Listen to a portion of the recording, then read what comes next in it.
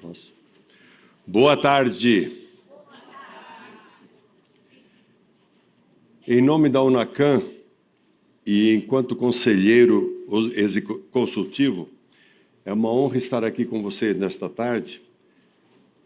E para quem não me conhece, meu nome é Lírio Cipriani, eu sou fundador do Instituto Avon e ex-diretor executivo durante 15 anos. Agradeço a todos vocês que aceitaram nosso desafio e, mais do que isso, nossa provocação, no melhor sentido da palavra, é claro, para discutir um tema tão relevante que são os relacionamentos afetivos na jornada da paciente com câncer de mama. A UNACAM capacita voluntários e profissionais multidisciplinares para cuidar de pacientes que passam pelo câncer de mama, isso desde 2001.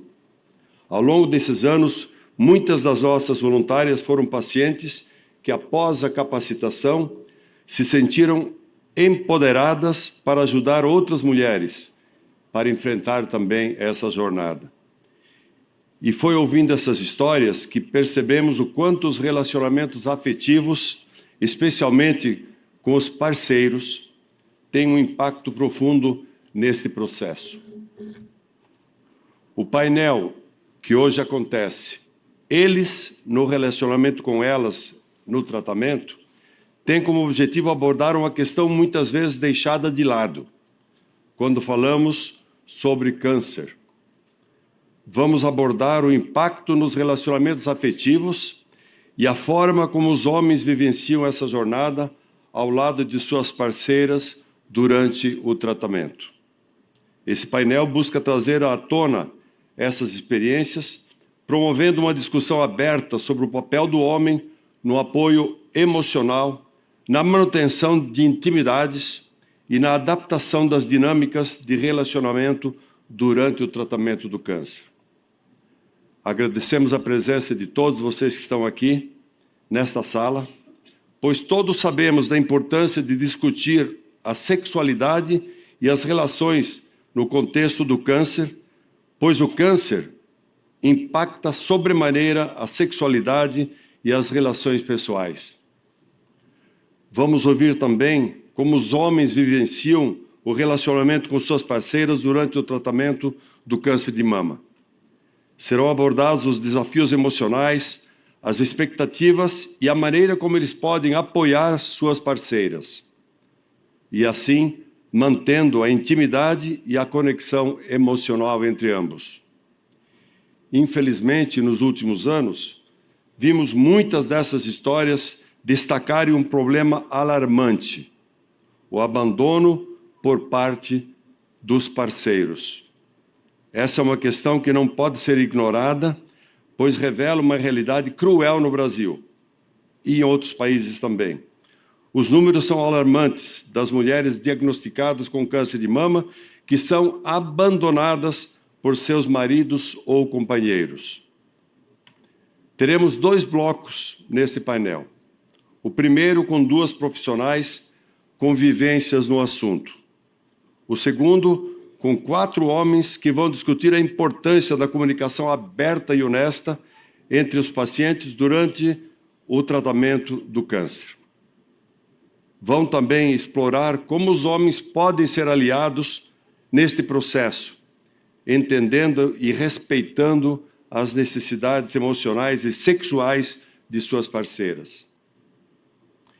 E para moderar os 2 blocos, eu convido agora a presidente da UNACAM, Clarísia Ramos, que é empreendedora social, arquiteta, pós-graduada em marketing e gestão de saúde, conselheira do Abrigo Reviver, coordenadora do grupo de saúde da Virada Feminina e responsável por trazer este tema a todos nós, principalmente o envolvimento dos homens. Nós vamos ter aqui a palavra da doutora Fabiana Caron, que é psicóloga, presidente da Sociedade Brasileira de Psico-Oncologia, psico-oncologista, paliativista e terapeuta do luto, também psico-oncologista do Centro de Câncer TOM e coordenadora dos cursos da UNACAM. Teremos a doutora Carolina Ambrosini, ginecologista e sexóloga, coordenadora do projeto Afrodite, ambulatório de sexualidade feminina da Unifesp, apresentadora de um podcast chamado Preliminares, que eu recomendo, pois já vi alguns e gostei muito.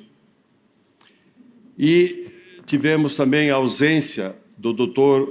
João Bosco Borges, que por motivos de saúde não pôde comparecer. Médicos também ficam doentes, né? Então eu passo a palavra a Clarísia para comandar estes painéis. Obrigado. Boa tarde, que delícia estar aqui com vocês nessa tarde. Agradeço a presença de vocês, de estarem conosco para compartilhar este painel, com essas duas maravilhosas profissionais, com os nossos amigos que vão contar as histórias para nós. E, se nós tivermos tempo, vamos também abrir para perguntas durante o painel. Eu queria contar para vocês, né, por que esse tema? Eu acho que é importante eu trazer para um pouquinho dessa história. Em 2001, eu tive uma notícia de uma paciente que foi abandonada no processo logo que ela recebeu a notícia do seu marido. Ela foi abandonada. E ele também tirou o seu plano de saúde e ela não teve tempo suficiente para ingressar num processo de SUS e ser salva e faleceu.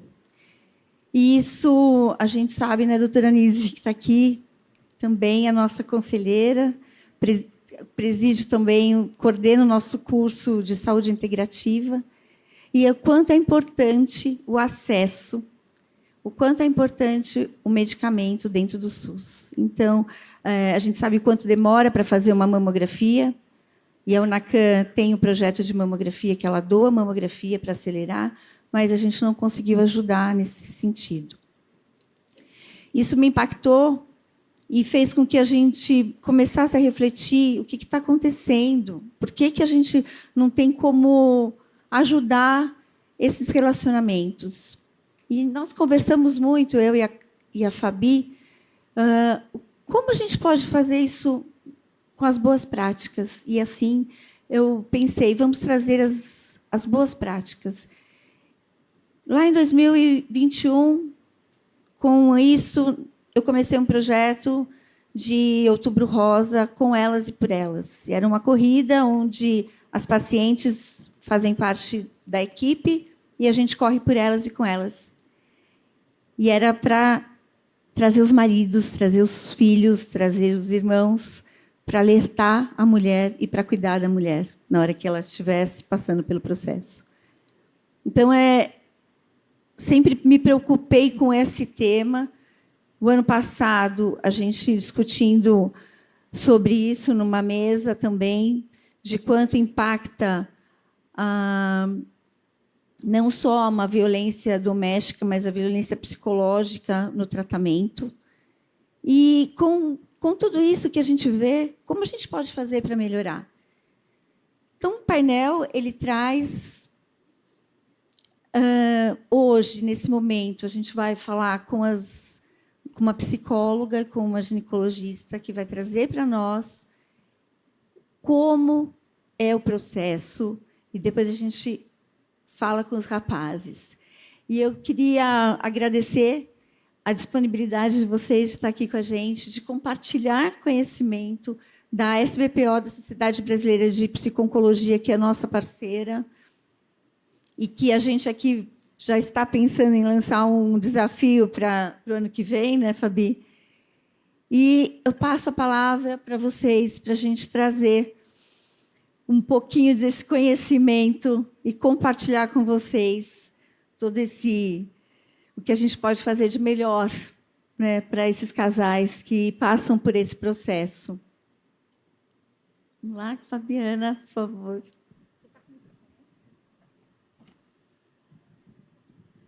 Oi? Alô, alô? Bom. Acho que vai pôr minha aula, é isso? Rapidinho os slides.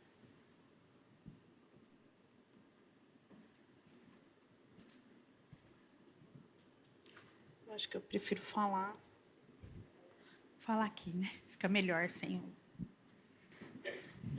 nada nos interferindo. Então, boa tarde a todos. A gente está muito feliz de ver essa plenária cheia, né, Clarícia, né, doutora Carol? Isso mostra o quanto que é importante, né, sobre o que a gente vai... Na verdade, a proposta é conversar sobre, né? A gente, claro, vai trazer algumas coisas, mas vão ser breves. O importante mesmo vai ser a discussão, principalmente depois aí com os companheiros, né, que precisam também fazer parte disso. Bom, deixa eu pegar o passador. Vamos lá. Então, rapidamente, né, a gente sabe que o câncer de mama e ginecológico, ele representa inúmeras ameaças emocionais para a mulher. Primeiramente, ameaça a sua própria sobrevivência, a perda da sua imagem corporal, da sua sexualidade, da sua feminilidade, muitas vezes da sua maternidade, das relações afetivas e, não menos importante, né, dos nossos papéis sociais, que, então, é o papel dela social e as representações que a gente tem aí dentro desse contexto de ser mulher. Essa pesquisa aqui, ela é bem recente, foi agora de 2023, e esses dois autores, eles pesquisaram as repercussões psicológicas do câncer de mama e dos seus tratamentos em diferentes momentos da jornada oncológica, né? Lembrando que o tratamento de um câncer, ele é uma jornada. Porque, por mais rápido que seja esse tratamento, ele vai ter aí, no mínimo, 1 ano. Né? 1 ano efetivo, que a gente fala de químio, rádio, cirurgia, fora depois aí, o contínuo com medicações e outras coisas. Né? Então, assim, minimamente é 1 ano. Então, de fato, né, é uma jornada que a gente vai ter que caminhar por ela.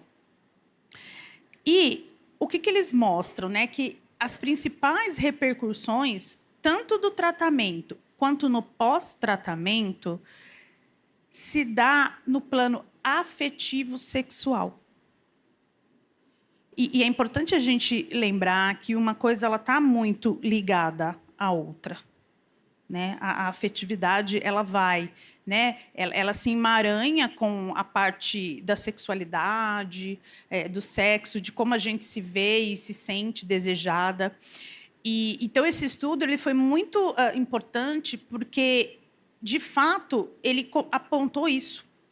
E que os estudos, o que eles constataram? Né? Significativas limitações e dificuldade, principalmente das que são submetidas à mastectomia, em lidar com o próprio corpo após o tratamento,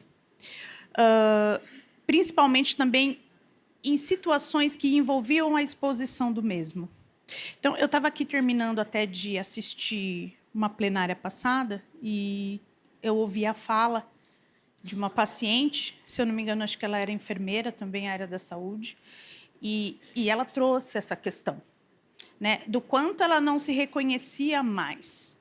Porque quando a gente fala de imagem corporal, a gente não fala só da questão, como a gente pode falar, não é só estética. Imagem corporal está muito além da estética. É como eu me reconheço enquanto pessoa. Né? Então, desde que eu nasci e eu vou me olhando no espelho, eu vou vendo que eu tenho sobrancelhas, que eu tenho cílios, que eu tenho cabelo. Melhorou? Vocês me avisem, tá? Senão eu vou abaixando.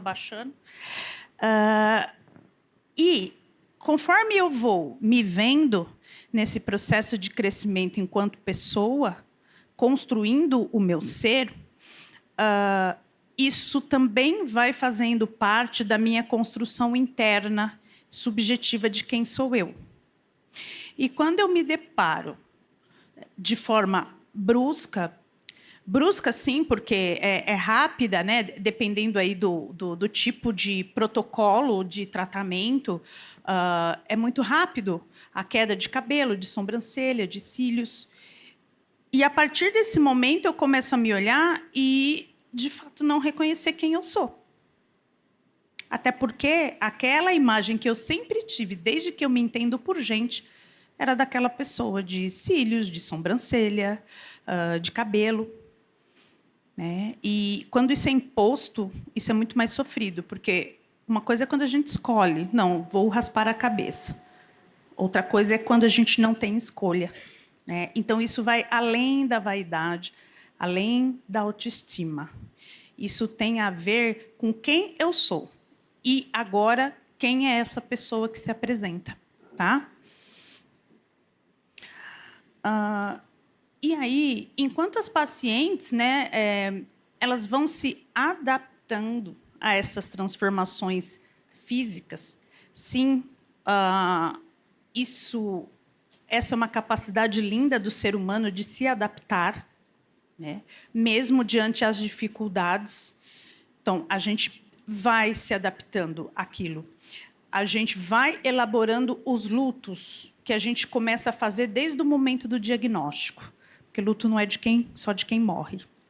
Né? Então, a gente faz o luto da perda da saúde, quando a gente recebe um diagnóstico de câncer. Depois, a gente tem que processar o luto da queda do cabelo, da ganha de peso, da retirada das mamas, que, quando a gente fala de sexualidade, feminilidade, sensualidade, maternidade, sim, as mamas, elas são relacionadas a esse aspecto. Né? E aí a gente vai tentando se adaptar a essas transformações físicas, mas, muitas vezes, o nosso parceiro ele pode apresentar um afastamento e até uma rejeição, em alguns casos, em relação ao novo corpo daquela mulher. Né? Importante a gente falar que, claro, não são todos. Mas, quando a gente olha do ponto de vista afetivo e emocional, se até a gente não se reconhece, aquele que está ao nosso lado também não nos reconhece mais. Então, da mesma forma que eu vou ter que lidar com um novo eu, aquele que está do meu lado também vai ter que lidar, não é? Porque eu já não sou mais eu. E aí? E o meu parceiro, então, agora? Aquela também já não era mais a mulher dele. Então, ele vai ter que fazer o luto daquela pessoa, daquela parceira, para, então, poder receber essa nova. Assim como a gente faz da gente mesmo enquanto é paciente. Tá? Então, olha a complexidade disso. E aí, quando isso ocorre, né, quando, às vezes, existe esse afastamento, e, às vezes, até essa rejeição, muitas vezes o sofrimento emocional ele acaba sendo muito maior do que o próprio sofrimento físico. Então, aí, isso muda de figura. Às vezes, o sofrimento físico ele fica meio de pano de fundo, e esse que é o emocional, ele vem com muito mais força. E aí, o que acontece? Isso impacta negativamente o próprio tratamento. Né? Porque, como afeta a saúde psicológica da paciente, muitas vezes a gente pode aí, se deparar com um quadro de depressão, né? nessa mulher, que está ali tentando elaborar tudo aquilo, tantas mudanças, e também elaborar esse afastamento, essa rejeição. E aí, diante de um quadro, né, de depressão, O que isso pode acontecer? Pode retardar, né, o processo do tratamento. Porque a gente hoje já sabe, tem muito estudo, eu não vou me entrar aqui, da psiconeuroimunologia, de como que é tudo interligado, mente e corpo. Então, quando eu estou triste, se eu deprimo, meu sistema imunológico ele também vai ficar mais enfraquecido. E aí, quando eu for lá fazer o exame de sangue para poder fazer a quimioterapia, às vezes não vai estar bom, e aí eu preciso adiar. E aí isso vai virando um ciclo de sofrimento muito maior. Eu trouxe até aqui um estudo, né, do Centro de Referência de Saúde da Mulher, junto com o Instituto de Psiquiatria da USP, aqui de São Paulo. Os dados deles é que assim, a depressão ocorre em até 29% dos casos de câncer. É bastante, gente. Né? É 1/3 dos pacientes. Claro que, inclusive, a doença está associada a um pior prognóstico e um aumento da mortalidade. Sim, porque se eu deprimo, eu vou começar a falhar no tratamento. Então, vocês veem que não é um número baixo, 30% é bastante. Então, olha como a gente precisa cuidar disso. Acabei? Está acabando o tempo? 2 slides só, viu, gente? Já está acabando. É que o tempo é muito curto, né? Muito pouco. A gente podia fazer um painel que ficaria das 9 da manhã até às 5 da tarde, né? Não é? Bom, e aí, então, passando rapidamente, mesmo nos casos em que o parceiro permanece ao lado da mulher, né, oferecendo apoio emocional, social, nos afazeres diários, o medo da rejeição e do abandono ainda ameaça essa mulher. Né? Por quê? Porque nossa autoimagem abala a nossa autoestima, justamente por causa de tanta mudança. Então, veja bem, mesmo assim, o medo ele vem. E aí, por isso que, frente ao abandono ou ao medo de que isso aconteça, o diálogo é a melhor solução. Né? Sempre, a conversa. A gente sabe que os homens eles possuem ainda uma certa dificuldade de expressar os seus sentimentos, suas emoções. Hoje isso está mudando, graças a Deus. Mas é algo que é imposto pela sociedade, também não é culpa deles. Né? A sociedade ela traz essa coisa de que o homem não pode se colocar.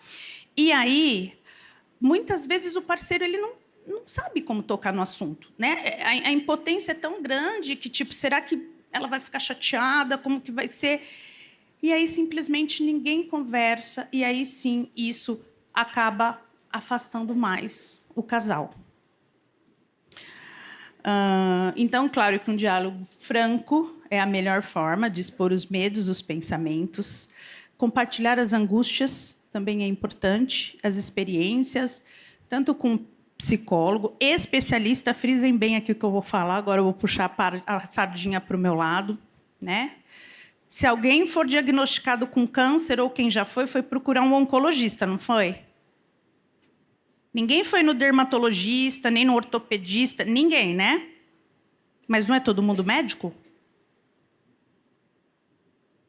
Né? Então, assim, não é qualquer psicólogo. Infelizmente, isso é uma coisa que a gente vem aí lutando para isso. Tem que ser um psicólogo especializado em câncer. Tem que ser um psico-oncologista. Tá? Senão, a efetividade ela não vai ser completa.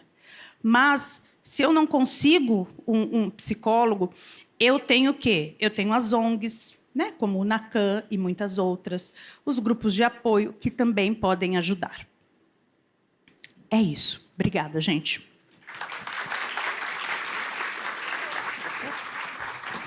Que bom. Obrigada, doutora Carol.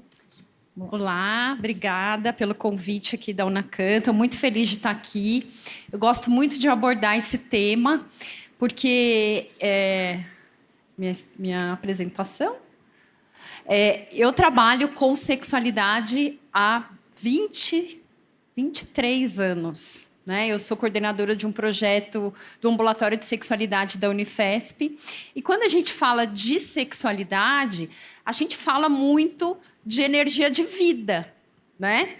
Então, é um desafio muito interessante falar de sexualidade e câncer. né? Porque quando um paciente se defronta com um diagnóstico de câncer, ele, querendo ou não, pensa na sua própria vida e na morte, né? Que é uma energia negativa, no sentido de ser conflitante com uma energia de vida, que é a sexualidade.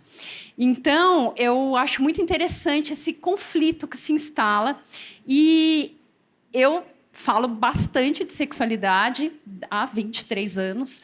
Se vocês quiserem, depois a gente pode bater uns papos aqui sobre isso, mais abertamente. O Lírio escutou meu podcast, sabe que a gente fala bem abertamente, e a minha missão de vida é desmistificar todos os tabus em torno da sexualidade, porque todo mundo tem essa energia dentro de si, né? Que a gente pode viver plenamente, e, infelizmente, a gente vê aí muitas dificuldades, justamente por não falarmos, por não termos educação sexual.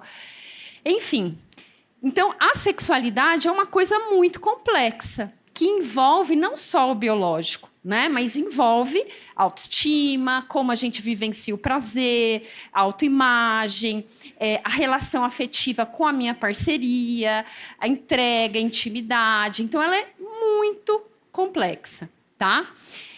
E aí, quando um paciente ele tem esse diagnóstico de câncer, ele fica ali impactado por aquilo, né? Com medo de sofrer, com medo de morrer. Ai, vou perder o cabelo, vou engordar, não é?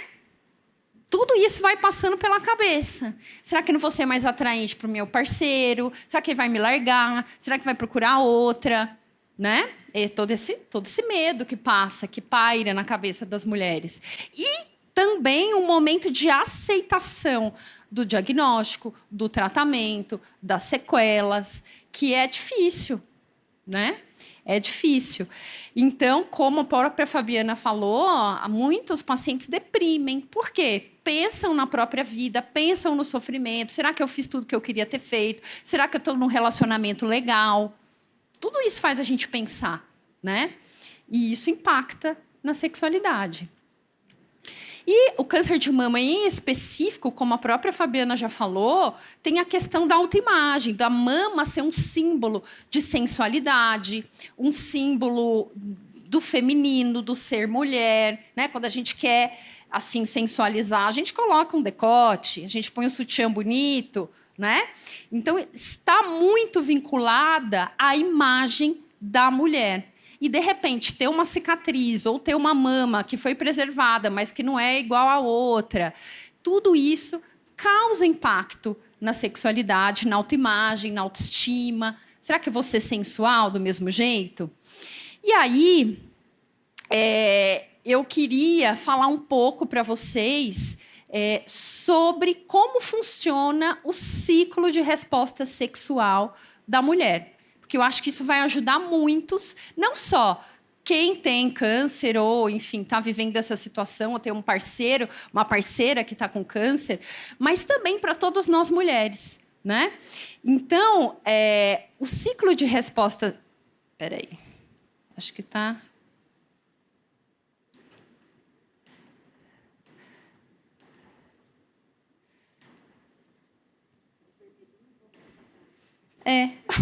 Não sei se ela sumiu daqui, minha apresentação. Talvez esteja lá mais na frente. Mas o ciclo de resposta sexual da mulher, ele é mais responsivo. O que é isso? A mulher, ela sente aquele tesão, aquela vontade de transar, inicialmente, no início das relações amorosas, naquela fase de paixão, de namoro, de ai, meu Deus, vou me arrumar, ai, que friozinho na barriga, preciso conquistar. Então, nesta fase, o desejo sexual da mulher é mais ativo, tá? Depois que o relacionamento entra num estado de estabilidade por volta de 2 anos, o desejo da mulher ele é mais responsivo. O que é isso? A mulher não fica pensando em sexo. Até porque nós não fomos ensinadas a pensar, né? Nós fomos ensinadas a pensar em sexo Não. Aliás, é feio mulher que pensa nisso, tá? E a gente tem tantas outras coisas para pensar, para administrar na vida, que pensar em sexo é a última coisa. Aliás, eu quero dormir, né? Estou muito cansada, quero só dormir. Então, nós, mulheres, quando entramos num relacionamento estável, nós paramos de pensar em sexo. A gente fica neutra. Mas se a parceria vem e é aquela coisa gostosa ali, um bom convite, a mulher se permite começar, mesmo não estando com muita vontade, ela engrena e o desejo se torna responsivo. Tá? Por que eu estou falando isso? Porque quando a gente está vivenciando um problema, essa vontade de transar, dificilmente ela vem espontaneamente. Mas se a gente se permitir dar uma oportunidade, porque o sexo, ele não é para agradar o outro, e isso é uma coisa que eu insisto demais, o sexo a dois é para trazer conexão. Conexão entre o casal. Não é para agradar o outro, não é para dar prazer para o outro. Não é porque ele é homem e ele tem necessidades. Todos nós temos necessidades. E o sexo é uma importantíssima ferramenta de cumplicidade entre o casal, que traz um contato físico, tá? O objetivo do sexo não é exclusivamente o prazer. O maior objetivo do sexo a dois é a conexão, tá? E eu acho que quando a gente gira essa chavinha de achar que eu preciso transar porque tem uma semana que eu não transo e ele vai ficar chateado ou vai ficar de mau humor, porque eu tô casada e eu preciso transar.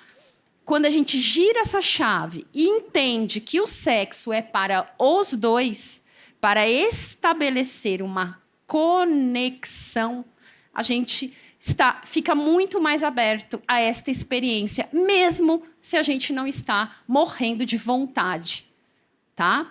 Então, isso é muito importante. E o diálogo com a parceria, que fortalece bastante o vínculo. Então, tá passando por essa dificuldade? É muito importante conversar, muito importante falar, porque, às vezes, o que acontece também? O parceiro não procura porque acha, ela tá, coitada, tá passando por essa fase delicada na vida. Meu Deus, vou dar o espaço dela, vou dar o tempo dela. O que a mulher começa a pensar? Não tá me desejando mais. Não quer saber de mim mais, tá me achando feia. E aí ele tá lá tentando respeitar e ela tá com caraminhola na cabeça, porque coisa que mulher mais faz é caraminhola, né? E aí ninguém conversa e gera esse afastamento. Por isso, o diálogo é muito importante. E, muitas vezes, o contato sexual ele não precisa ser um contato penetrativo, né? Muitas mulheres que têm o câncer de mama, elas vivenciam também a menopausa. Elas não podem usar hormônio. Então, elas têm uma sensibilidade muito maior do canal vaginal, né? Mas parece que as carícias, os toques, isso não é sexo. Tudo é sexo, gente. Toda essa conexão, toda essa experiência de prazer, de carinho, de contato. O sexo é uma experiência sensorial. Se a gente se fixa só na penetração, a gente reduz muito o sexo. Tá? Então, todo esse contato, às vezes tomar um banho juntos, às vezes fazer uma massagem no outro, né? Acariciar o pé, não precisa nem ser outras partes. Já é um contato de corpo que aproxima o casal, tá? Entender isso é muito importante, porque às vezes essa mulher ela não está preparada para ter um sexo penetrativo, mas ela vai curtir muito uma massagem. E dali dessa massagem pode rolar outras coisas, né? E então, porque parece que se não tem penetração, não foi o sexo completo, e aí os casais se afastam, né? E afasta, às vezes, de não dar nem um beijo, porque eu não tô afim, se eu der um beijo, ele vai achar que eu quero, e aí eu não nem beija. Cria-se ali um abismo entre o casal e ninguém conversa sobre isso. Então, a gente sabe, por estudos científicos, como é importante o impacto, né? E eu queria trazer aqui alguns dados para vocês. Mulheres com relacionamentos estáveis apresentaram melhoras melhores scores do que as mulheres solteiras nas pesquisas qualitativas, quantitativas aí, de sexualidade. Mulheres com relacionamento fixo, elas têm maior qualidade de vida, porque se essa parceria é legal, essa parceria cuida dessa mulher. Imagina uma mulher solteira, baixar ali o Tinder. Já a foto já é complicado, né? Com perucas, né? Já é complicado. E ainda ter que explicar que fez uma cirurgia na mama, que está passando por... Muito complicado. Essa mulher, ela se recolhe, né? Então, as pesquisas falam que as mulheres sem parceiro se sentem menos capazes de estabelecer novos vínculos afetivos. E as pacientes mais jovens, elas têm menos ferramentas internas para lidar com a situação do que as pacientes mais maduras. As pacientes mais jovens, muitas vezes têm filhos pequenos, têm parceiros jovens também, que têm maior demanda de sexo. Então, elas têm uma menor habilidade para lidar com isso. E, muitas vezes, não é só o câncer, é o bloqueio hormonal também. A gente tem que falar disso, porque isso afeta muito a sexualidade, né? Também fez diferença na autoimagem, pois pacientes mais maduras acabam aceitando melhor a nova imagem corporal do que as pacientes mais jovens. Eles compararam até mulheres que fizeram mastectomia, as mais velhas aceitaram melhor do que as mais jovens. Tá? E olha esse outro estudo interessante. A satisfação com a vida sexual em casais sexualmente ativos para lidar com câncer de mama precisa ser vista como uma questão de casal. Eu posso estar enfrentando uma dificuldade. Isso para qualquer disfunção sexual, não só para questão de câncer. A minha parceria, por exemplo, pode estar enfrentando uma disfunção erétil. Essa não é um problema do homem, é um problema do casal. Porque as soluções estão com o casal. Não é você precisa resolver isso. Tá? É muito mais efetivo quando os dois se envolvem no tratamento. Tá? Então, o funcionamento dos pares e os fatores relacionados à relação podem ser alvos promissores para intervenções de casal. Então, o corpo, né, a gente transa com o corpo. Por isso que ele pode ter muito impacto na questão da sexualidade. E toda retirada de órgão, ela precisa ter um trabalho de simbolização, né? A gente tem que entender aquilo. E aí o trabalho maravilhoso das psicólogas me ajudar nesse processo de simbolização. O que representa essa mama na minha vida, né? E as pacientes têm muito medo do afastamento dos parceiros, da indiferença e do abandono, que leva a um desequilíbrio pessoal muito maior, assim como a Fabiana já explicou, né? Então, é evidente o apoio, quanto é importante o apoio da parceria nessa etapa de vida da mulher. Não é só nessa etapa, né, gente? É tão importante o apoio da parceria na gravidez, quando você está passando por um bebê pequeno em casa, filho pequeno, menopausa. Pelo amor de Deus, se você não tem uma parceria que é colaborativa, que não te entende, não dá. E ainda mais um câncer de mama. É uma vida a dois que vocês estão construindo. Não é cada um isoladamente. Então, é essencial.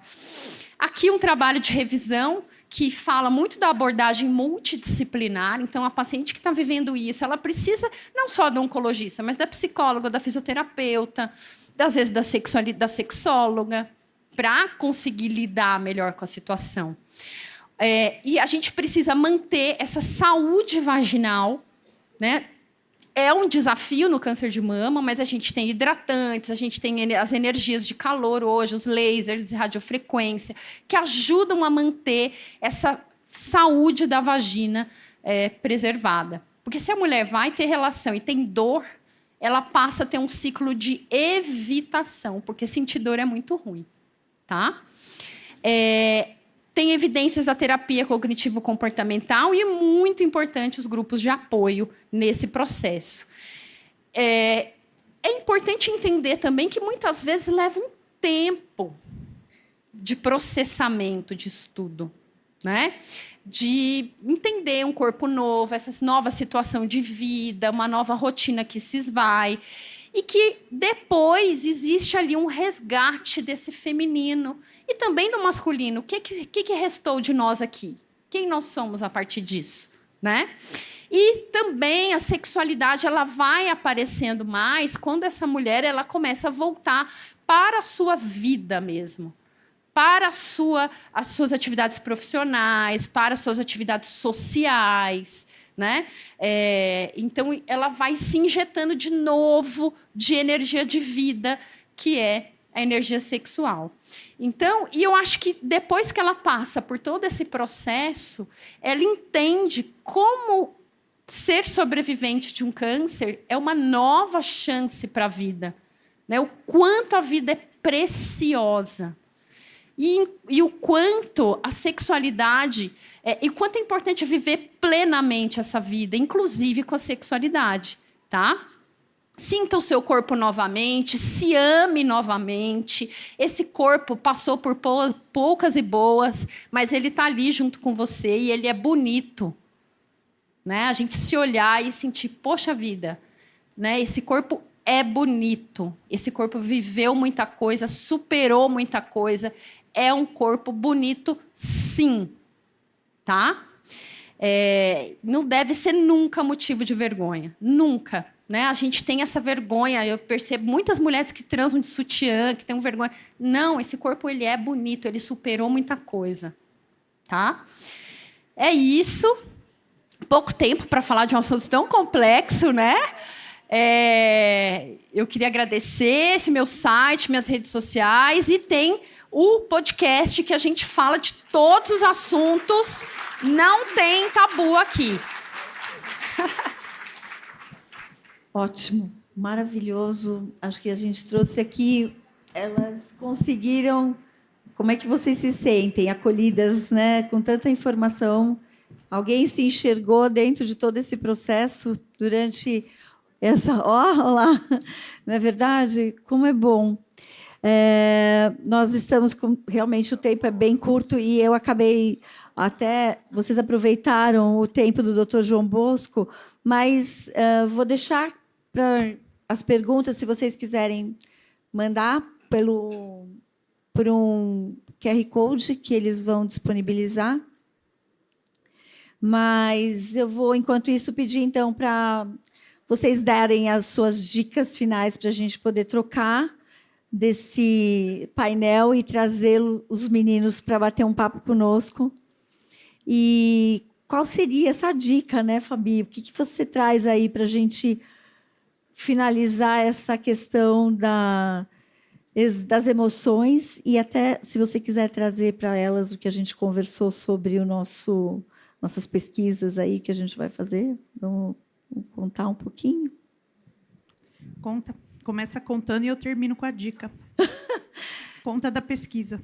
A gente quer colocar isso em alta, né? A gente está querendo buscar informação, então a gente vai lançar uma pesquisa agora em Outubro Rosa para que mais pessoas possam falar sobre os relacionamentos e como eles são e o que eles, o que vocês vivenciam, para que a gente possa ter dados e ajudar até os profissionais que estão dentro da sociedade, de como pode trabalhar melhor com os pacientes, né? É isso. E uma coisa importante também, né, que a gente colocou, a gente até discutiu aqui, né, nós com a doutora Carol, que por que a gente chamou a atenção para o tema de eles com elas, né? Na verdade, é porque o que mostra as pesquisas, o maior abandono, né, é, de fato, de relacionamentos heterossexuais. Não temos ainda dados de relacionamentos homoafetivos, mas queremos lembrar que toda parceria ela é válida e importante, tá? Independente da escolha de cada um, do desejo de cada um. Toda parceria ela é importante e ela significa muito, e é importante que se traga esse parceiro, essa parceira, para esse processo. Tá? Então, hoje o painel ele foi por isso, porque é o que nós temos de dados. Inclusive, a gente quer buscar dados para ver, né, as outras amostras, que é importante, porque parceria é parceria, casal é casal, né? Aí a gente não importa o sexo. E falando da dica, é diálogo, gente, conversa, né? Uma boa e franca conversa sempre vai aliviar sofrimento, minimizar a angústia, baixar a ansiedade, né? Tanto que eu falo, por que psicoterapia é a cura pela palavra? Porque quanto mais eu falo sobre aquilo, né, mais eu estou reverberando dentro de mim e mais eu vou ressignificando. E quando a gente fala de uma relação a dois, o diálogo ele precisa existir. Franco, honesto, às vezes difícil, mas é importante, porque se todo mundo se cala, aí sim esse afastamento, muitas vezes, ele fica difícil da gente trazer de volta. Então é isso. Conversem, falem, dialoguem. Obrigada. É por isso que ela coordena a nossa comunicação com o paciente no curso da UNACAM. Isso, é. Eu acho que realmente muito importante. E é só que as pessoas têm dificuldade de falar do sexo em si. Parece que fica aquele elefante branco na sala, né? No quarto, na verdade, né? Né? Fica aquele elefante branco. É, né? Então, tem que falar. Olha, não estou com muita vontade agora, estou passando por isso, não estou me sentindo bonita, mas eu queria ter um contato com você. Não sei se sexo, mas um banho juntos a gente pode tomar, a gente pode sair para jantar, a gente pode ter um contato, namorar. Não precisa transar, sabe? Eu aceito uma massagem, eu faço uma massagem em você. Isso já é uma troca sexual, isso já é uma carícia, isso já aproxima o casal. E o contato de corpo, as palavras não... Eu falo que, às vezes, um contato, um abraço, um toque, ele vale mais do que 1000 palavras. Verdade. Né? Muito Então, mais. Isso Né? mesmo. Então, vou agradecer essas maravilhosas aqui com a gente. Vou pedir para elas nos darem licença, que a gente vai chamar os meninos. Obrigada, meninas.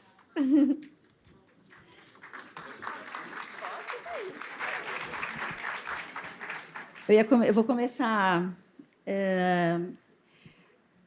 Bom, agradeço as doutoras que colaboraram com essa aula muito instrutiva e que, com certeza, plantou uma sementinha na cabeça de vocês para mudar o quadro, né, do que a gente passa.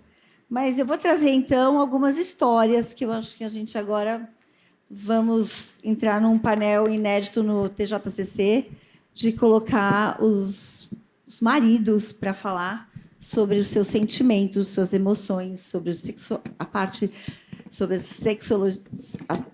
sexual e a parte social de um relacionamento.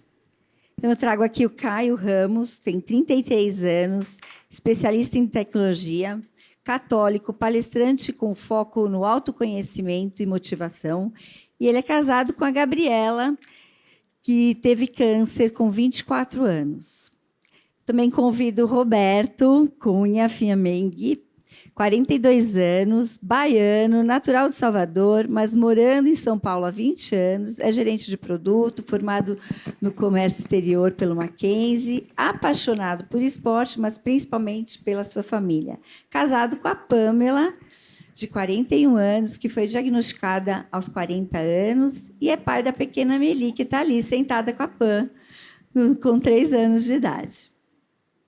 E o nosso outro convidado... Deixa eu pegar aqui.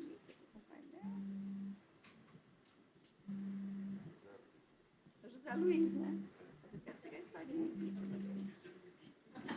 Esqueci de você, José. Cadê o papel aqui? Vou trazer o José Luiz. Pronto, achei. Vou falar um pouquinho dele aqui. Tenho que trazer isso. Ele é viúvo, analista de sistema, com MBA em inteligência artificial, presidente voluntário do Instituto Neomama, foi casado com a Gilze, que é uma querida, foi muitos anos a presidente da Neomama e também da Rede Feminina de Combate ao Câncer.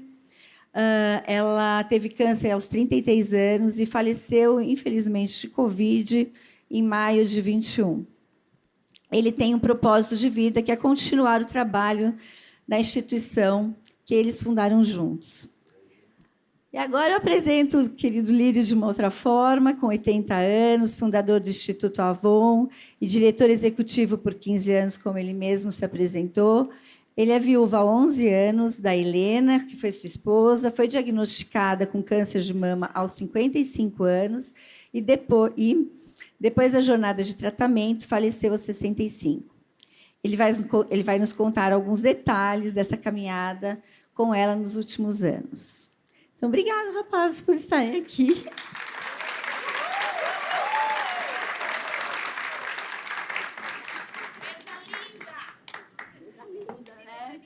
Estou muito feliz aqui de estar com vocês e de poder saber dessas histórias. E eu gostaria que vocês, primeiro, a gente tem um tempinho, pode falar, começar com, vamos lá, com o Caio? Vamos lá.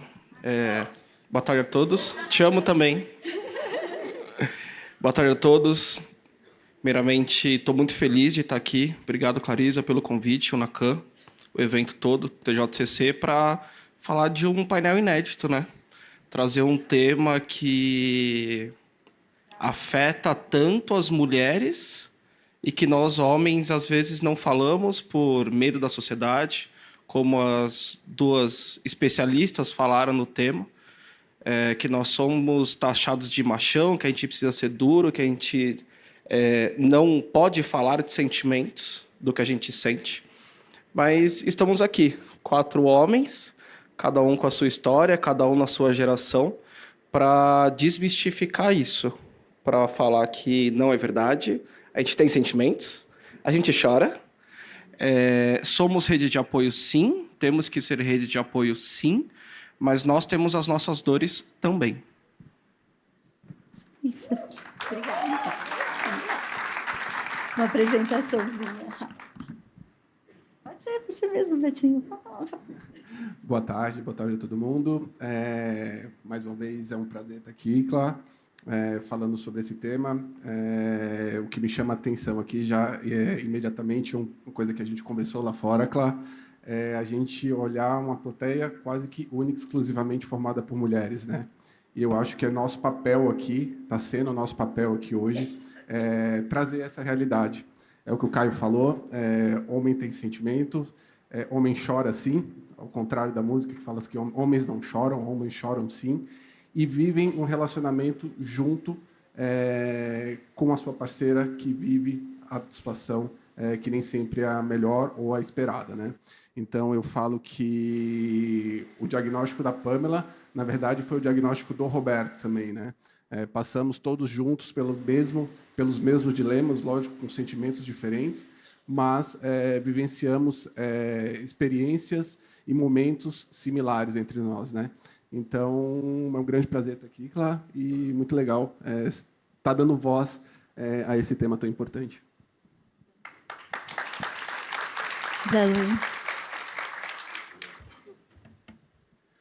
Boa tarde a todos. Vou ser muito sincero, falei isso com o pessoal já, é um tema, nunca vi esse tema, e por isso que eu gostaria de elogiar, porque isso é uma coisa que é uma realidade. E, infelizmente, é uma realidade voltada para homem. E vocês vão ver que nunca vai ter um estudo falando um tema assim, das mulheres com os homens em tratamento. Porque as mulheres sempre vão estar juntas. Infelizmente, nós, homens, somos diferentes, né? E o doutor Lírio falou logo no começo que o doutor teve presente, não teve presente porque ficou doente, né? E aproveito e gancho e falo. Homem fica doente também, E homens são canalhas também. E canalhas, infelizmente, também casam. Canalhas também se acham companheiros. Então, o que está aqui é uma visão diferente. E dizer que vocês são as merecedoras devido a essas pessoas que estão aqui. Que todos que estão aqui são parceiros de vocês, estão sempre junto com vocês. E vocês têm que ter a consciência que, assim como eu tive, eu não casei com uma mama. Eu não entrava em nenhum lugar, procurava uma mama e falei, nossa, que mama bonita, vamos ver quem é aquela mulher ali, né? Vamos ver quem é. Oh, é a Gilce. Eu me apaixonei por uma coisa que ninguém podia tirar de vocês aqui. Quantas de vocês que estão aqui, que estão nos ouvindo, que perderam seus cabelos, perderam suas mamas, perderam tudo o que a sociedade coloca de estereótipo de qualidade de beleza. Mas ninguém pode tirar uma coisa que é só de vocês. E que eu me apaixonei.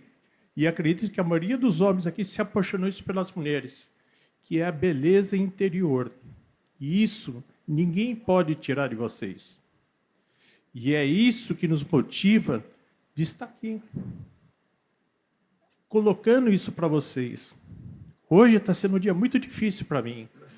Falou, homem não chora? Realmente. Quantas vezes eu chorei escondido da minha esposa. E hoje, até comentei, minha esposa estaria fazendo 64 anos de idade. Justamente hoje, no dia 18 aqui. Então, é uma importância muito, mas muito para mim, nesse sentido de passar isso para vocês. Não tenham culpa disso. Nós, homens, somos diferentes. Assim como a doutora falou que não era ensinada a pensar em sexo, nós, homens, fomos criados pensando em proteger e prover uma casa. A gente não é preparado para cuidar. A mulher que é feito isso. E quando acontece essas coisas, a gente fica perdido. Os homens é tudo diferente. E só colocando rapidamente, que nem a doutora falou, não transem em uma semana e tudo. Homem é diferente. A semana de vocês é 7 dias, não é isso? A semana do homem para o sexo é 2 dias. Se não transou hoje, vai transar amanhã. Você está entendendo? São essas diferenças que tem até nuances. E tenho a certeza disso de vocês. O diálogo de vocês, passar essa informação para os homens, é muito importante. Você tem que nos ajudar a ajudar com vocês. E eu tenho certeza daqui, ninguém de nós nunca passou na cabeça de abandonar o amor eterno que a gente tem por vocês, mulheres. A gente depende de vocês, mulheres. Por isso eu quero sempre dizer, o amor de vocês é muito importante para todos nós. Desculpe, doutor Irma, agora o senhor aí. Lírio, suas boas-vindas.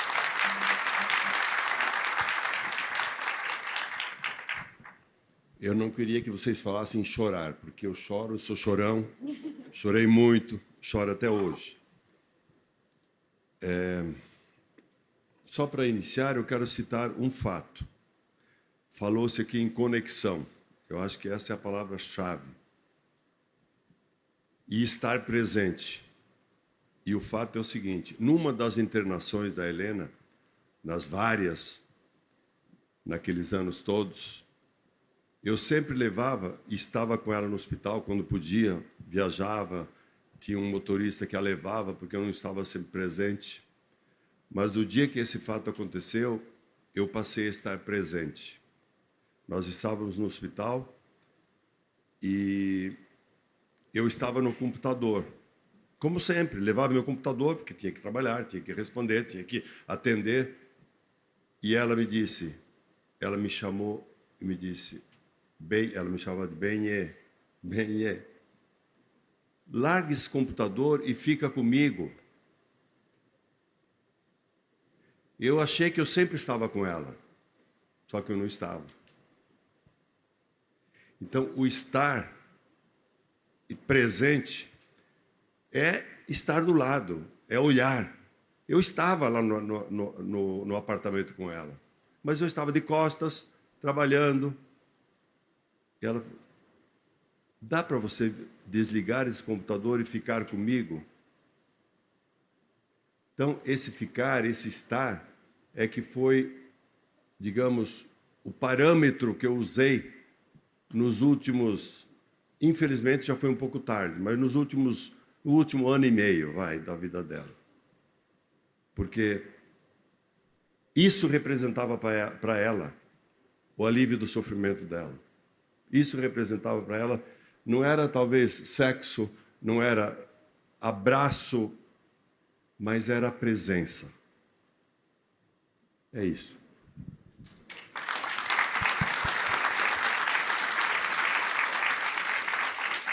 Seria muito bom, né, se a gente pudesse trazer mais maridos para poder compartilhar e estar nesse momento junto aqui. Acho que é uma bandeira que a gente começa a levantar hoje, né, a partir do TJ.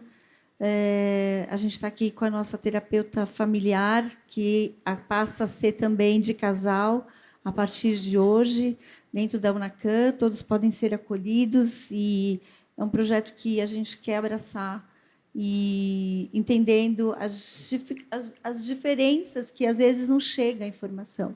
É levar a informação para ter esse acolhimento que falta, né? Porque a gente não sabe como é que ser pai, como é que é ser mãe, a gente não sabe como é que vai passar por uma... A gente não vem com nenhuma caderninho, nem manual. Então, tudo para todo mundo é novo, para todo mundo. E muitas pessoas a gente percebe que não conseguem lidar com essa situação, né? Dentro disso, Caio, conta para a gente.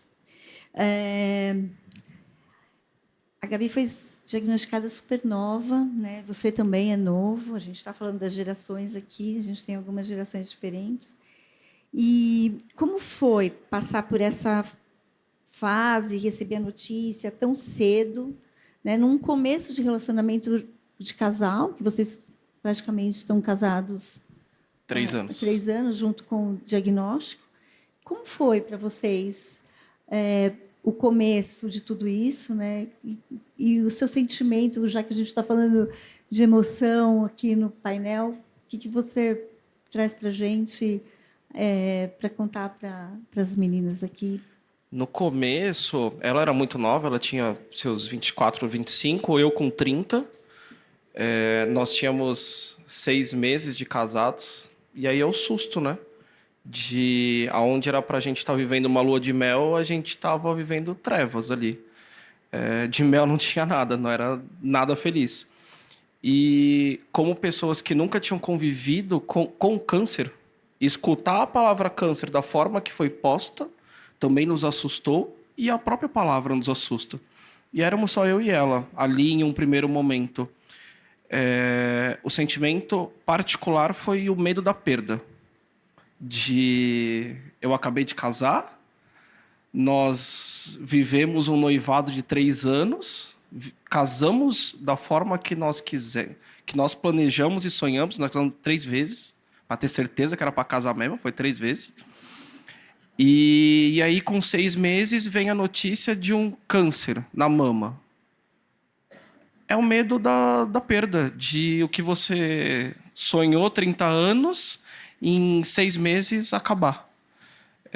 Você não ter a oportunidade de viver, você não ter a oportunidade de realizar tudo aquilo que você sonhou, do lado da pessoa que você sempre sonhou, né? Eu um pouco mais velho, ela um pouquinho mais nova. Ainda é novinha, né? Um bebezinho ainda. E naquele momento eu acho que foi muito sentimento meu e dela. Eu acho que foi algo mútuo, de medo, e nós expusemos isso de uma forma muito clara.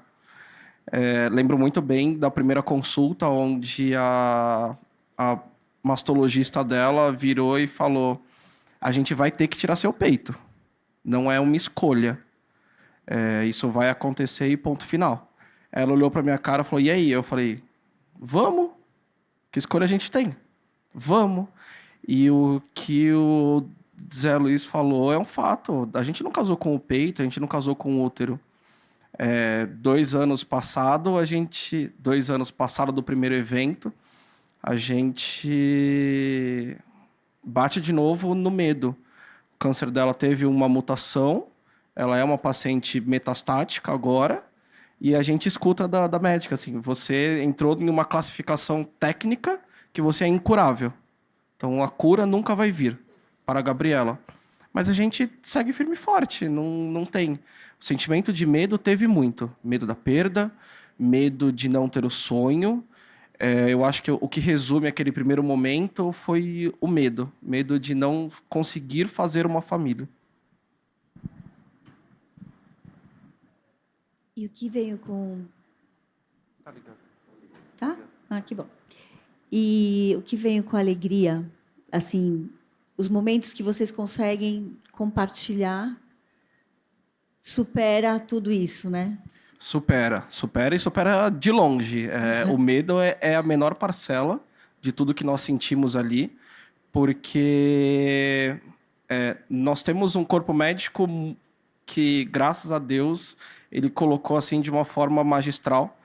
No painel antigo, quem estava também aqui em cima do palco era a médica dela, a Grazi, que nos acompanha desde o começo do ano, e nos dá muito conforto. E a gente pode dizer, a gente vive uma vida normal. A gente sai, a gente vai para o restaurante, a gente vive uma vida de casal, a gente faz sexo, sim. Esse é um tema, até estava comentando ontem na nossa reunião, para mim é muito tranquilo abordar. A gente, sim, faz sexo, óbvio, dentro das limitações. Eu tenho uma senhorinha em casa de 28 anos, na menopausa, porque dentre o câncer ela também tirou útero e ovário como prevenção ao câncer. Então eu tenho uma senhorinha que depende de todos os cuidados, mas com um jeitinho acaba sendo prazeroso para os dois. Mas, de fato, os momentos bons superam infinitamente a tudo que poderia nos puxar para baixo. Olha só. Aí, Gabi. Agora vamos perguntar para o Betinho. E como foi, Betinho, com você equilibrar o cuidado com a sua esposa, com a filha, com as emoções durante o tratamento? E quais os desafios, né? Ah, desculpa, é o Betinho? É o Roberto? Desculpa, gente. É que o Betinho faz parte da minha vida já há alguns anos, então, para mim, é muito próximo, desculpa. Então, vamos lá. E como foi essa questão de equilibrar tudo com a família, com a Pam, com a Emily, como foi a comunicação de vocês? Conta para a gente, já que você é da área de marketing, né? Também é interessante saber como é que foi essa... É curioso, né? Até para a gente se situar um pouquinho assim, né? Eu acho que o Caio foi muito feliz nas colocações dele. Acho que todos nós vivemos os nossos momentos, né? E com certeza o primeiro momento eu acho que é muito similar a todos, assim, né? Quando a gente escuta a palavra câncer, é como se a gente estivesse recebendo uma sentença de morte, né? A gente fala, cara, tá tudo acabado, e agora, né? E depois de um tempo a gente vai aprendendo um pouco mais. Eu acho que o papel dos profissionais é fenomenal. A gente foi muito feliz com o Dr. Pedro, que atende a Pamela, e ele desmistificou muita coisa para a gente, né? Então, mas no primeiro momento realmente assim é muito impactante. E só para a gente situar, a Pamela foi diagnosticada em março do ano passado, né? E nossa pequena Meli, esse ano está com 3 anos, ela tinha estava com 2 anos, né? Então, a sensação é talvez a pior possível, né? É aquela sensação de ir agora, né? E, assim, sendo bem sincero, para o homem é aquela sensação, assim, como o Zé Luiz mencionou, a gente não está habituado a cuidar, né? E quando a gente se depara com o diagnóstico desse, a primeira pergunta é: e agora, cara? E minha família, né? Minha filha de 2 anos, como é que vai ser isso, né? E eu falo que teve um episódio que foi muito, muito impactante, muito significativo para mim, que foi em uma das primeiras sessões de químio da Pamela, e que os pacientes ficam muito debilitados ali, né? A gente fala do D3, D4 ali, que eu fui pela primeira vez ao shopping sozinho com a Amélie. E é engraçado porque a gente está habituado a olhar nos ambientes a mãe com a filha e achar super normal, né? E quando eu me deparei nessa situação e me deparava com o olhar das outras pessoas comigo, eu me senti um tanto quanto estranho. Quando eu sentei numa praça de alimentação para dar um lanche para a Meli, as pessoas me olhavam daquela forma, assim, você se sentia daquelas duas, né? Ou é o pai desquitado, ou é o pai, a filha que não tem mãe. E aquilo me impactou de uma forma muito, muito forte, assim, né? E eu falo que ao longo desses 2 anos tem 2 palavrinhas assim que têm me norteado muito. E a doutora Fabi mencionou uma dessas palavras e que foi muito forte no ano passado para mim, que é a palavra ressignificar. A partir daquele momento, eu passei a ressignificar muita coisa na nossa vida, inclusive o meu papel como pai dentro de casa, né? Eu sabia que por vários momentos a Pamela não estaria disponível. Por mais que ela gostaria de estar disponível, ela não estaria, porque pelas impossibilidades normal do tratamento, né? E que eu teria que fazer esse papel. E foi um momento muito diferente na minha vida, até o seu Lírio mencionou, né? Um momento de trabalho muito atribulado, muita coisa acontecendo, e eu, antes do diagnóstico, posso falar assim, minha cabeça estava quase que exclusivamente voltada para o trabalho.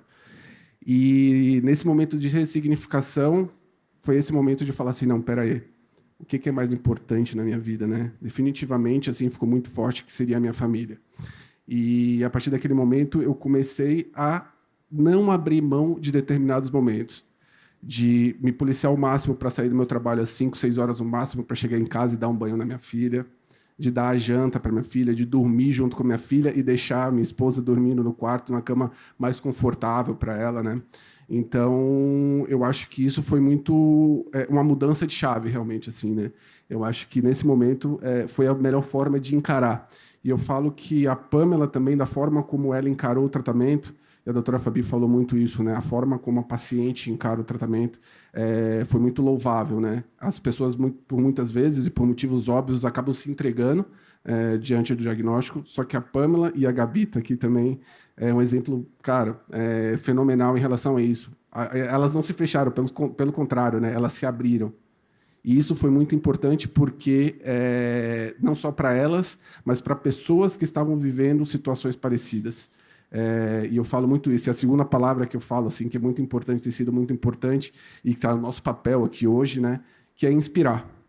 E a Pamela e a Gabi, e a gente, de forma mínima aqui, nós como os homens aqui, estamos tentando fazer esse papel de inspirar as pessoas a como lidar com essa situação, com esse momento tão difícil. Então, foi realmente uma virada de chave, assim, claro. As duas são parecidas, né? Que elas se abriram e tiveram, tem esse formato de comunicar, da conversa, de tudo que a Fabi trouxe, né? E também de enxergar de uma forma que eu acho que é o que mais, nesse momento, a gente percebe que tem muitas meninas mais novas, né? A gente está num outro momento diferente do que eles viveram, os resultados de receber uma notícia, mas hoje a internet, as mídias sociais, elas colaboram e também acaba sendo até um apoio de você ter uma troca, de você ser acolhida também quando você leva o seu sentimento para a rede. E a rede que está ali, ela também te acolhe de alguma forma. Então, aqui, acho que é até interessante a gente começar a trazer as boas práticas dos nossos companheiros para a rede, que talvez facilite também aquele que não está sabendo passar por esse momento, né? Sem dúvida, sem dúvida. A questão da rede de apoio, né, é muito, muito importante, assim, né? E eu estou lembrando, ontem a gente estava batendo um papo e a gente estava falando um momento muito singular, né, que é o momento da perda do cabelo, né, do momento de cortar o cabelo e como que a gente encarou. Eu confesso que meu principal receio era como que a nossa filha ia receber isso, né? E foi super engraçado porque a gente fez daquele momento um evento. Exatamente. Da melhor forma possível, né? Então, eu já não tinha muito cabelo, desde então perdi todos os que eu tinha, né? Mas foi nesse momento que a Pamela optou, né? E eu acho que eu sempre deixei muito aberto para ela, que eu estaria para apoiar ela, e essa seria uma decisão dela, do momento dela, respeitar o momento dela, né? Mas realmente assim foi uma coisa totalmente diferente, porque eu lembro da reação da Amelie. A Pamela cortou o cabelo, eu cortei junto, e aí a Amelie veio correndo assim para a sala e a gente falou, bom, e agora, né? Qual que vai ser a reação? E eu falo que os mitos estão na cabeça dos adultos, né?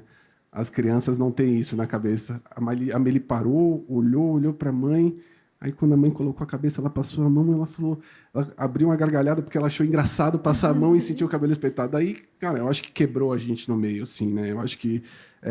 E a Meli teve um papel muito fundamental nesse período, assim, né? Tem exercido um papel muito fundamental, porque eu falo que ela tem nos puxado muito. E a gente fala, caramba, uma menina de 3 anos, né? Quando a gente deveria estar ali, foi ela que nos puxou muito nesse sentido, assim, tem apoiado muita gente. Que bom. Ele está ali, ó, gente. E o Zé Luiz aqui, vamos lá, a gente já contou tanta coisa para a gente, né? Aproveitando assim, mas qual foi o momento mais desafiador de todo o processo junto com a Gilza? Assim, que a gente, sei que você já falou algumas coisas, mas só para ter essa fala assim, de um momento bem desafiador da jornada com ela. Um momento que você lembre assim. Em primeiro lugar, eu queria esclarecer, quando você chamou de Betinho, a ala idosa aqui, eu entendi gatinho. Aí eu falei pro seu Lírio assim, seu Lírio, quero saber como é que ela vai chamar a gente aqui, né? Por isso que eu brinquei.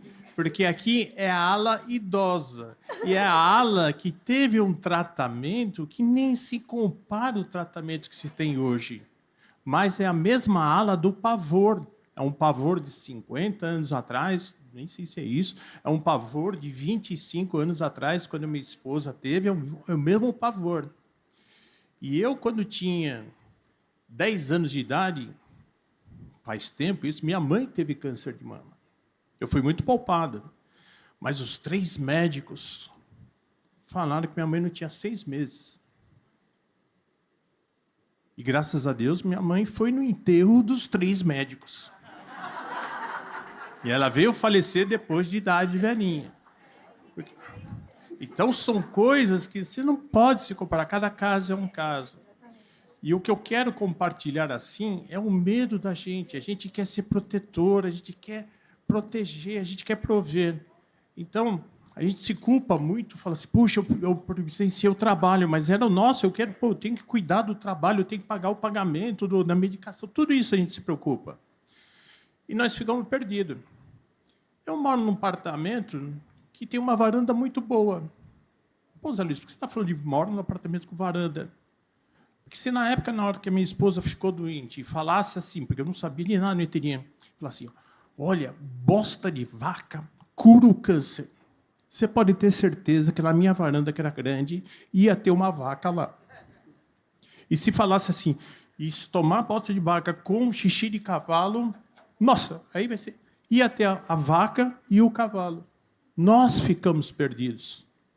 Quem me dera, se assim como o seu Lírio e tudo, que na época aconteceu, se tivesse o Instituto Avon, na minha época, se tivesse o Instituto Neumama, e graças a Deus, vocês têm agora essa rede de apoio de estar compartilhando isso.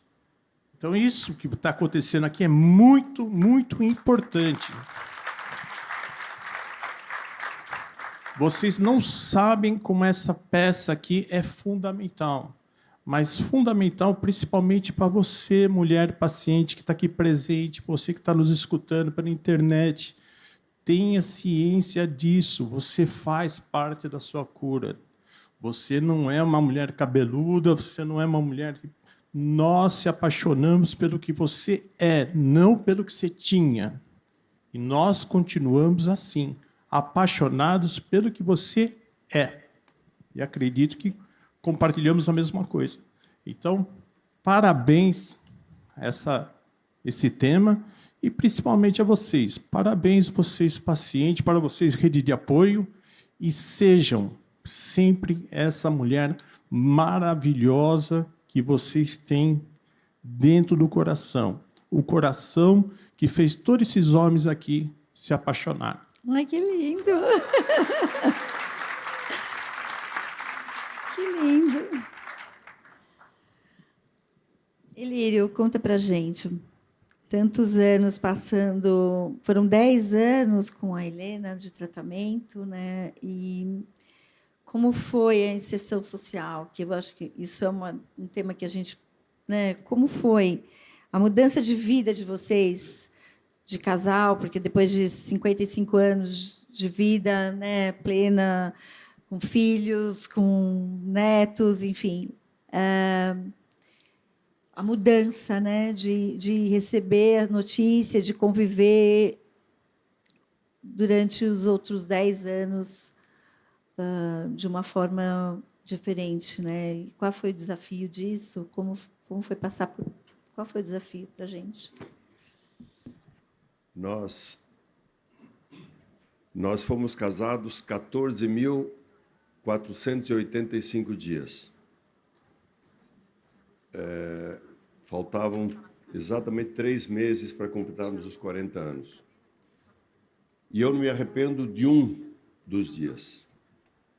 Embora os últimos, eu diria, não foram os últimos 10, porque ela foi diagnosticada aos 55, fez mastectomia bilateral, reconstrução, com os melhores serviços, e nós já comemorávamos a cura, porque tomou tamoxifeno, naquela época eram 5 anos, hoje são 10, né? E nós comemorávamos a cura. Quando, num exame de rotina, apareceu um nódulo na supraclavicular esquerda, biópsia, metástase. E aí sim começou a via crucis, né, que é o nosso calvário. Mas esse calvário me ensinou a viver. Esse calvário me ensinou a conviver com ela. Eu já citei um caso e quero citar outro.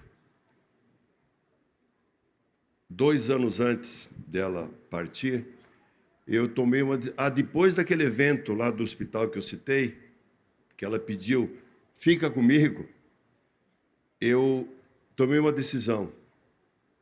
Mudei meu contrato de trabalho e foi aceito, e eu passei a trabalhar apenas 3 dias por semana, ir ao escritório, quer dizer, ir ao escritório 3 dias, mas segunda e sexta eu ficava com ela, que eu tinha acompanhado na quimioterapia, nos exames, nas internações. Então, eu renunciei, e claro, eu tive meu salário, minha remuneração reduzida também proporcionalmente, é claro. Mas isso me deu forças para conviver com ela, de estar com ela. Que eu tinha levado aquela facada, fica comigo. E você me pergunta como foi essa experiência, e eu tenho ouvido muito em palestras, ontem mesmo eu ouvi sobre espiritualidade. Para nós somos católicos, e eu acho que qualquer religião tem sua espiritualidade. E isso eu diria, foi a nossa tábua de salvação. Antes, eu nunca havia me ajoelhado aos pés da cama para orar com ela. E de uma época em diante, nós fazíamos isso todos os dias. E não era pela cura, porque a gente sabia que a cura estava muito distante, quase impossível. E eu tenho que dizer que os cuidados paliativos que ela teve no último ano, principalmente, e está aqui a doutora Nise, expert em cuidados paliativos, ajudaram muito. E eu tenho certeza que ela foi sabendo que ela ia, porque ela dizia isso. Nós discutíamos isso entre nós. Ela dizia, eu sei que eu vou morrer. E ela me cobrava. Ela até dizia que se um dia eu deitasse na cama com outro homem, ela viria me puxar os pés à noite. Brincávamos. porque se tornou um assunto natural. E hoje, quando nós falamos de finitude, é muito fácil falar e ouvir, discutir, mas viver a finitude, e nós todos, não são só as mulheres, como você falou, né? A sua mãe, quem foi que enterrou os médicos? É fácil a gente dizer, nós todos um dia vamos morrer. É da boca para fora. Mas a pessoa que está vendo isso acontecer, ela tem uma outra realidade. Então, a minha experiência foi, eu aprendi a viver. Eu hoje não tenho mais medo da morte, eu tinha. A gente aprendeu a viver, a conviver. Porque a arte de viver é a arte de conviver. E eu anotei um outro ponto importante que eu quero citar.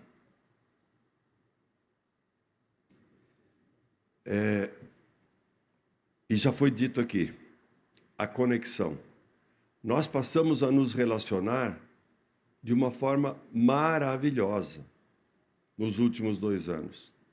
Porque eu senti a necessidade de estar mais com ela. Eu sempre viajei muito. Eu costumo dizer que eu fui pai e marido de fim de semana. Por isso o casamento durou tanto. Viu? Mas eu aprendi a conviver. Eu aprendi a estar com ela.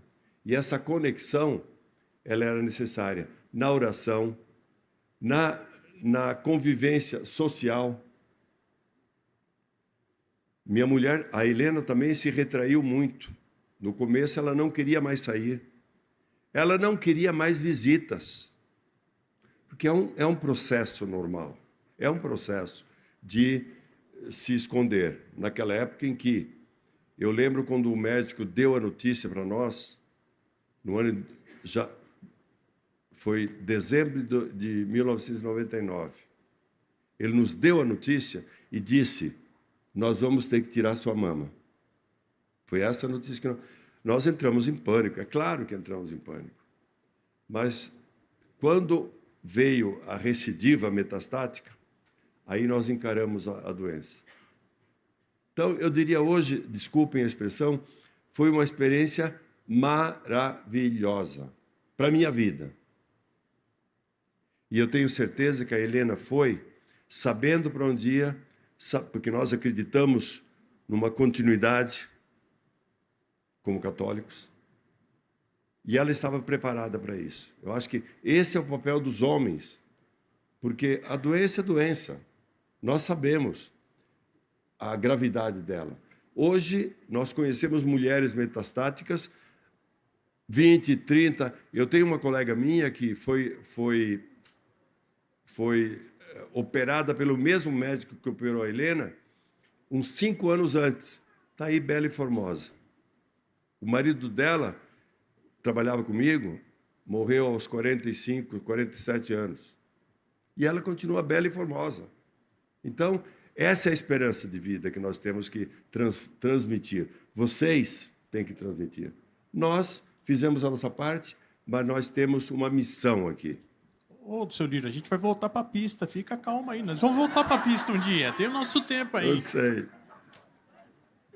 E, para finalizar, a morte não é a maior perda da vida.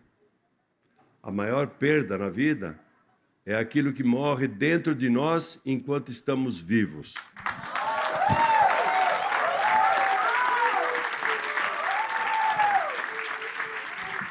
Bom, depois dessa, Cris, eu acho que a gente...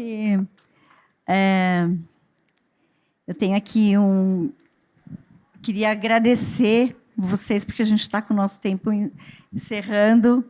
Então, as meninas, Cris, ali. A gente queria agradecer um carinho da nossa... A Vera está aí? A Vera já foi? Então, pode deixar, deixa eu pego, eu entrego. E a gente queria agradecer vocês por terem trazido as suas emoções, os seus momentos felizes, os seus momentos de desafios. E com elas e por elas é um dos nossos projetos que visa conscientizar e incluir os homens nesses cuidados com suas parceiras, além de oferecer apoio através de uma terapia que a gente indica, familiar e de casal, que é um recurso essencial para fortalecer os laços durante o tratamento, trazendo mais compreensão, amor e resiliência para todos. Quero deixar vocês uma reflexão final. Quando caminhamos juntos, o peso da jornada se torna mais leve. E quando falamos sobre o que nos afeta, encontramos cura não só no corpo, mas também no nosso coração. Então, muito obrigada a todos vocês por ficarem aqui, por compartilharem as experiências. E a gente vai fazer um carinho para esses homens que também merecem flores por estarem ao lado de todas essas mulheres.